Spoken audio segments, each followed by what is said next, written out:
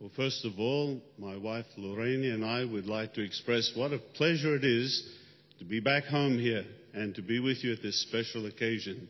And we'd like to convey to you the love and greetings of all the Bethel family in the United States.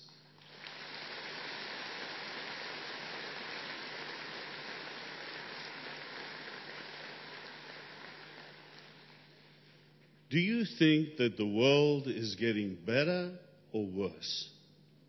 Well, there may be a few people that would answer that life is getting better. Perhaps they're thinking about the new park that's across the street that the council just put in, or perhaps they have a new job or maybe a new relationship and life seems good.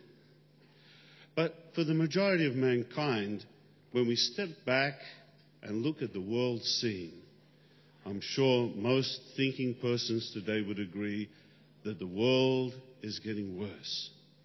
In fact, many feel that the world is plummeting down a pathway to self-destruction. But on the other hand, in a positive way, how happy we are to know that God's kingdom has been ruling in heavens for 100 years. And what wonderful results we've already started to discuss that have been the benefits of this kingdom rule. Truly, what God's kingdom has accomplished already in the last 100 years is impressive. But why can we say that? Is it because of numbers? No. If we were to keep score, how many in the world, how many subjects of the kingdom, certainly the kingdom wouldn't look so impressive, would it? But of course we remember our Lord Jesus Christ, the King of the kingdom, as recorded in Matthew chapter 7 and verses 13 and 14, told us never to expect the majority of persons would be supporting the kingdom during this period of time. Remember, it quotes him there as saying that only a few would be on the road to life, whereas the majority of mankind would be on that broad road to destruction. So it's not a matter of numbers. In fact, if we think about it, the majority of those who follow Satan do so because of default, not because of choice. They just do it because that's the way everyone else is going. On the other hand, Jesus told us that his disciples would accomplish wonderful things. In fact, you probably remember he said we would have the privilege of accomplishing even far more than he did while he was here on earth, when you look at the scope of the work that would be accomplished. So for the next few minutes, what we're going to do is think back 100 years. Now, there's probably nobody here in our audience that can do that. But just imagine taking our minds back 100 years and then comparing what Satan's world has accomplished with what God's kingdom has accomplished. So let's start, first of all, with Satan's world, his system of things, his rulership. What has Satan accomplished in the last 100 years? Well, perhaps we could just use an example as a way of illustration. One of the problems that the medical field is facing today is that there are a lot of fake medicines, fake drugs out there on the market. In fact, the WHO organization tells us that in a country such as Nigeria, up to 65% of the anti-malarial medicines used are fakes. In other words, you take the medicine and it has absolutely no effect. But worse still, there are other types of medication that perhaps do have some benefit, but they've been tainted with deadly substances. Now, I'm sure you'd agree that's even far worse, isn't it? Now, maybe just to build on that with an illustration, some of us are follically challenged. Now, if you're not sure of the political correctness of that, bald. So we may be tempted to take some medication that will give us hair restoring. Well, just imagine if I was to take this medication and after a few weeks I find, yes, my hair grows back just in a little small spot here, but nowhere else. Do you think I'd be happy with that? I don't think so. And what if I found out that one of the side effects is that I would be dead within 30 days? Well, I certainly wouldn't be happy with that medication, would I? Well, in a similar way, we can liken Satan's rulership to that type of medicine. How so? Well, it's true, Satan's world has accomplished some things, just like that little patch of hair growing. But when you compare it to everything else that's occurring, it really isn't satisfactory. It's not just a fake, it's deadly. So let's think of 3 areas of life to make a contrast between Satan's rulership and the kingdom. First of all, the matter of health and nutrition. Has Satan's world been able to eradicate certain diseases? Yes. So now that's like that little bit of hair growing there. But overall, what have we seen? They've eradicated some diseases, but others have emerged. Ebola, AIDS. So overall, we can't say that Satan's rulership has helped mankind to be better. Some medical authorities might say to us, well, now women can have a choice. They can have safe abortions. But just how safe is an abortion for an unborn child? Each year, we're told, over 43 million unborn babies are aborted. What sort of record is that? Then when we think of the matter of hunger, well, yes, there have been some noble efforts on the parts of some governments and organizations to try and feed the hungry. But still, hunger persists. But let's take our Bibles and we'll look at another aspect of this matter of rulership in the book of Isaiah chapter 65 and verse 13. So let's not just limit ourselves to the physical aspects of this rulership. But Isaiah chapter 65 and verse 13 says, Therefore this is what the sovereign Lord Jehovah says, Look, my servants will eat, but you, and this is referring to the world in general, you will go hungry. Look, my servants will drink, but you will go thirsty. Look, my servants will rejoice, but you will suffer shame. Doesn't that describe the effects of Satan's world? Why, 100 years ago, probably the majority of people in Australia and New Zealand believed that there was a God. And they perhaps respected the Bible. But what do we see? On a spiritual level, people are hopeless with regard to the future. Many just believe that this is all there is to life. So what's the benefit of gradually extending the lifespan if people don't really have true purpose in life? So looking just at that one aspect of health and nutrition, what can we say about Satan's rulership? It has gone from bad to worse. Let's think about the matter of technology. Has the world changed with regard to technology in the last 100 years? Well, everyone agrees, yes. From aeroplanes to computer technology, why, we've all been affected, haven't we? So in one way, we could say, yes, there has been some improvement, like these little patches of hair coming up. But technology, on the same time, is a two-edged sword, isn't it? The technology that's used to perhaps make our life a little simpler or easier also has side effects. It's used in the mass destruction of millions of persons. The 20th century, which should have been the most enlightened of centuries, has been named one of the bloodiest of centuries. Why?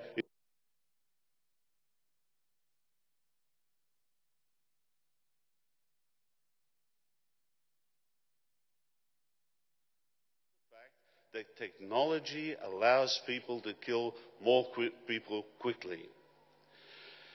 And what about our everyday life? I'm sure we'll agree technology has saturated our lives with all sorts of debased entertainment. Something that years ago people didn't have access to is now readily available when it comes to pornography and violence. Graphic violence. Yes, and pornography that's totally debased. So when we look at technology and Satan's rule, what can we say? The world has gone from bad to worse. What about changing attitudes? Have attitudes improved to a certain extent? Well, yes, there are some attitudes. In the matter of tolerance, civil rights, equality. People these days perhaps are a little more careful with what they say, otherwise they may be fined or put into prison. But has that taken away from the world animosity and racism? Why, the 20th century brought us two new words: genocide, Holocaust. So again, when we look at that, we see how the world is progressing from bad to worse. Not only that, but as far as morals go, in the name of progressive thinking, people now tolerate premarital sex. And what about homosexuality? Something in the past that was looked down on is now just accepted as a normal lifestyle. Let's take our Bibles again, this time to the book of Isaiah, chapter 5, and verse 20 and 21. And notice how accurately Jehovah inspired Isaiah to put these words down. Isaiah chapter 5, verses 20 and 21. Woe to those who say that good is bad and bad is good, those who substitute darkness for light and light for darkness, those who put bitter for sweet and sweet for bitter. Woe to those wise in their own eyes and discreet in their own sight.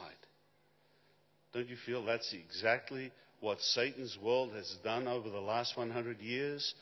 Perhaps 100 years ago there were certain moral standards, but gradually Satan's rule has changed those things, so that now what used to be considered bad is viewed as good. And if you have high moral standards, you're viewed as intolerant, someone who hasn't got a broad mind, and you're viewed as bad. So just looking at those three areas of life, there are many other areas we could talk about, but the matter of health and nutrition, technology, changing attitudes. What would we say to summarize 100 years of Satan ruling? Well, we'd say it's brought untold misery. The world has gone from bad to worse.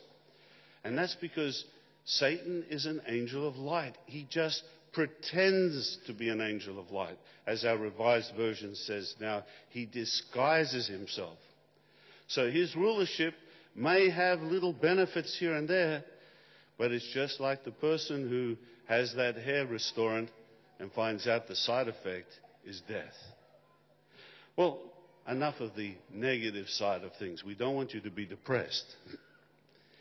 What about God's rulership by means of the kingdom?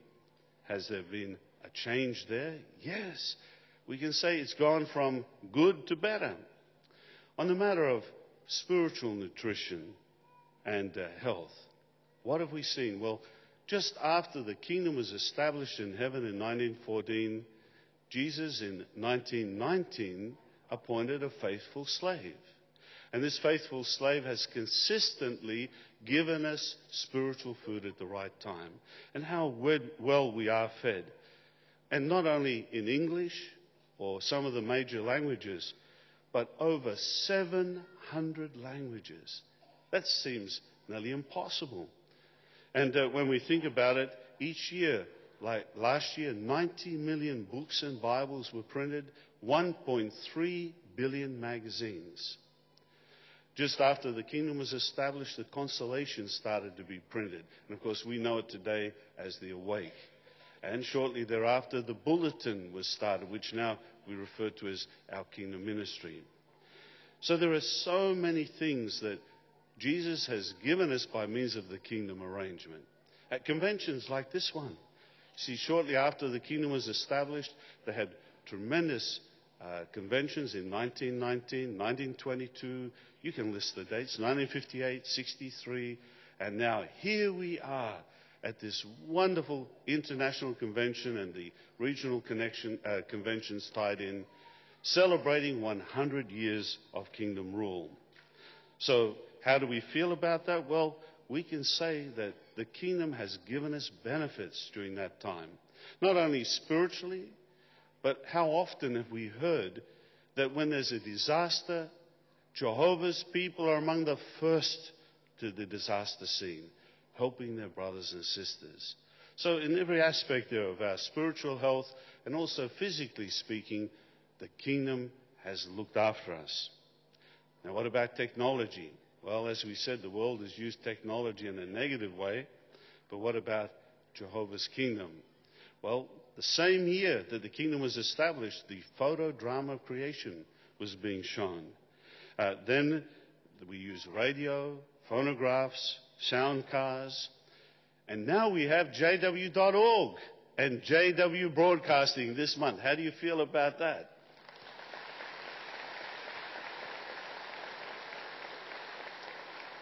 This is wonderful use of technology, used in the right manner. We can only imagine what the future holds when God's kingdom uses technology to the full. Now, what about the matter of changing attitudes? Well, God's kingdom has continued to educate the subjects of the kingdom. It's helped us to have the right viewpoint. The world has deteriorated with regard to family life and moral values. But what other organization is warning its people about the dangers of pornography? What other organization is trying to strengthen the family unit? Truly, the amount of literature that we receive helps us to keep spiritually strong and to keep our families strong and to avoid all these horrible things that Satan is trying to bring our way. In the 1950s, our viewpoint was refined too with regard to the matter of disfellowshipping. Yes, to keep the high moral standards, the subjects of the kingdom implemented more closely what is mentioned in the scriptures. That if someone willfully, without any repentance at all, continues to live in a life course that is unacceptable, then they're put out from the Christian congregation. Interestingly, some who perhaps don't agree with our beliefs admire our stand with regard to that. I remember a number of years ago, I was speaking to a Baptist professor from the local Baptist Theological College. And he asked me about this matter of disfellowshipping. He wanted to know what it was all about. And I used the example of the scriptures to help him see that it's scripturally sound. So it was interesting. At the end of our discussion, he said to me, "You know, your beliefs based on the Bible are closer to my personal beliefs than even the beliefs of my religion." Interesting. But then he ended up with a fantastic quote, which I'm going to tell you. He said, "But you know, if my church tried to implement what you're doing, we would have no members left at all." The answer? Tough. Jehovah's blessing is clearly with his organization as we try to maintain high moral standards. So yes, when we look at what the kingdom has accomplished, we can say it's going from good to better. But now we have an opportunity to interview Brother and Sister Jackson. Both of them have been serving Jehovah together for 100 years. And Sister Jackson was baptized in 1956, Brother Jackson in 1969. Perhaps suffice to say they're both in their 80s without revealing too much information. So, having served Jehovah for all these decades, maybe to start with you, Brother Jackson, could you just tell us what changes you've personally seen in the world? Well, there's been some terrible changes that we've had. And the one that stands out particularly to my mind is the change in morals. Mm-hmm. We have morals descending and we have immorality rising up. But surely the world has always been immoral. I mean, when you were younger, yeah. Wasn't there immorality? Yes, that's true, but it wasn't as open as it is today. It's openly exposed. I can remember when I was a teenager, that when we went to the movies, seldom did you see a couple in bed on the scenes. In fact, the rule of thumb back in those days was that if a couple were in bed together, at least 1 foot had to be kept on the floor. Well, yeah, that sounds like you're going back several centuries. Yeah, almost. Yes, that's true. But one thing that stands out too is you've been mentioning about the use of the internet. And that's the worrying thing, because open to everyone is we can see just what Satan's world is offering. Nothing is left to chance. Everything's exposed and nothing's left into our imagination.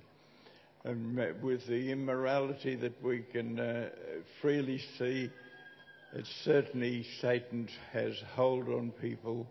And one of the things that really upsets Estelle and I is the fact that even children can have access to pornography on the internet, on their mobile phones. Yes, well, that's a very sad thing, isn't it? Now, Sister Jackson, perhaps we could ask you what you've seen changed over the last 50 years you've been serving Jehovah. Well, similarly a rise in immorality, of course, but also the attitude of people toward it. Maybe I could just use an example. When I was growing up in a very, very tiny country town in Queensland, I can remember the terrible, terrible scandal when the local butcher committed adultery. Now, the whole town was absolutely horrified. But, you know, I don't think that would even raise an eyebrow today. It seems as though Satan has really brainwashed people so that they're at the stage they really don't know what's right. And I think that brings us to the point you mentioned in Isaiah 5:20, where people are really saying good is bad and bad is good. Well, thank you for those comments. Now, Brother Jackson, on a positive note, because we have plenty of negative things to talk about. And this is what I like to talk about, not the good but the better. Okay, And, so what have you seen with the kingdom that's gone from good to better? Well, the work our brothers put into printing simultaneously our study material. That's certainly been a really big point that Esther and I have really been grateful for, because when we're travelling, if we're travelling overseas now, before we go, we know what publication we're studying, we know which watchtower we're going to study, and it makes it so much easier for us to prepare beforehand. But hasn't it always been that case? No. That's the advantage of being long-living, you might say. We have seen things not so good as today. They were good, but not better. Mm-hmm. The point is even world-spoken languages like Spanish, the Spanish-speaking brothers, they studied the material several months after we studied it here in English. And believe it or not, here in Australia, before 1973, when we studied our watchtowers, America had already done it 6 weeks before. So you're telling us before 73, in English, yes, Australia was 6 weeks behind the American English. Sorry, I have to say that what it was, but that was good. Yeah, well, maybe they thought we were a bit slower. Yeah, that's true. Well, that's a change, and thanks for reminding us about that. Probably most in the audience didn't even realise that. Sister Jackson, if you come up to the microphone, could you tell us what you've seen that the kingdom has gone from good to better? Well, the thing that has really amazed me is that over the years the organisation has adapted to the spiritual needs that we have. Today, look, everything's so simple and easy, and I guess that fits in very well with the very, very busy lifestyle of the brothers, but also the change in material, because when I first got the truth, mainly we studied doctrinal matters. But today we have articles from everything is included. And of course that's what we need, because we're facing many problems and the brothers and sisters are facing problems at the end of this whole system. So everything seems to be so practical today, and I'd have to add, it generally comes right at the right time. Thank you very much. We'll appreciate those comments. And just to avoid the barrage of questions afterwards, yes, they are my parents. Well, it's thrilling to see what the kingdom has accomplished. If we take our Bibles again this time, if we look at Psalm 40 and verse 5, this nicely describes how each one of us feel about this. Psalm 40, verse 5. How many things you have done, O Jehovah my God, your wonderful works and your thoughts toward us. None can compare to you. If I were to try to tell and speak of them, they would be too numerous to recount. So when we think of this matter of contrasting Satan's world with the kingdom and what's been accomplished, what can we say? Satan's world is continuing to go from bad to worse. It's like that fake medication. There's a few little bright spots here and there, but it results ultimately in death. But what about the kingdom? The kingdom rulership is going from good to better.